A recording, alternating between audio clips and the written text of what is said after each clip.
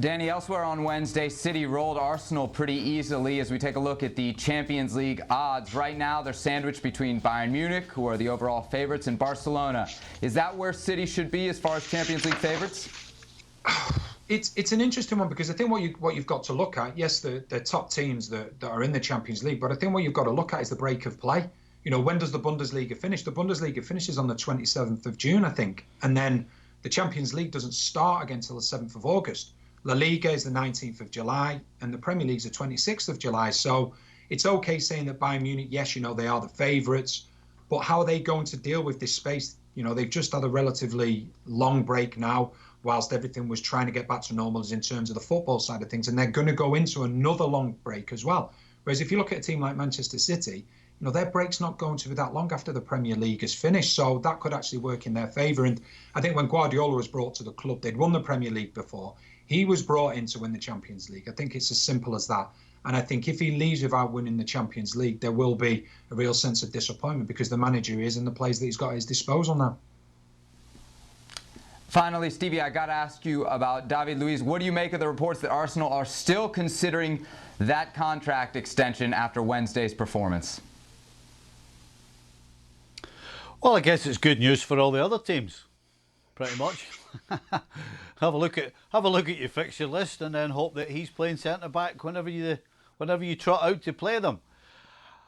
I mean, the truth is, this is not something new that we're talking about. This is David Luiz, you know. He at times can be really good, particularly with the ball at his feet. Unfortunately, he's usually pretty bad rather than pretty good, and he is a mistake waiting to happen. And in the profession, that's how we sort of categorise players, particularly when you're playing against them. You know, the coach will always say, "Hey, watch him," because he's always got a mistake in him, and that's with David Luiz.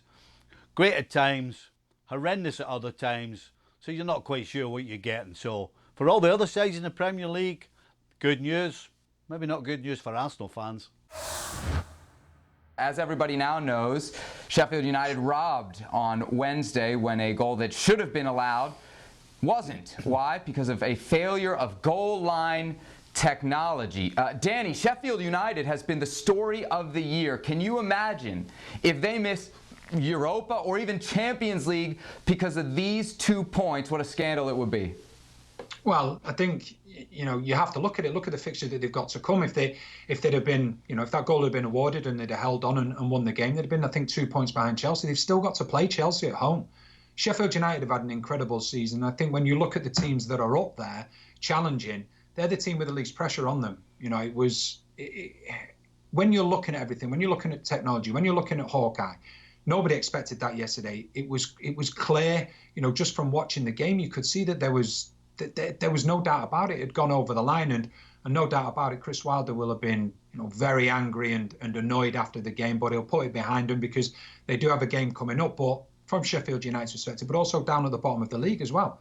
You know, imagine if Aston Villa end up staying up by 1 point. You know, so there's both sides of things to look at the top of the table and the bottom. But Sheffield United will be really disappointed, especially looking back and just seeing how obvious it was.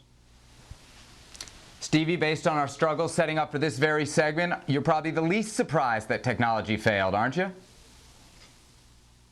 No, well, listen, that's what happens. Now and again, technology fails. And that's why the guy in the truck should be watching the game. You know, we keep being told that, you know, referees and linesmen and all the officials at the end of the day are all football fans. Well, any football fan watching that game, whether you're doing it and getting paid for it or you're sitting in the house, could see that that ball was over the line. Now, if I'm part of the VAR team, I'm going to say, look, I know the referee's alarm didn't go off, but I thought that was over the line. I think we should check this. Was that really difficult to figure out? Instead of, well, the watch didn't go off, so it can't be in. Doesn't matter. No, sit down, lads. Don't bother. I mean, it's incredible that actually happened. We shouldn't be surprised that technology, for once, didn't do its job, because sometimes technology goes wrong. But for the human eye and for the guy in charge of it all, sitting in the truck, no, you can't miss that. Thanks so much for watching ESPN on YouTube. And for more sports highlights and analysis, be sure to download the ESPN app. And for premium content and live streaming, subscribe to ESPN Plus.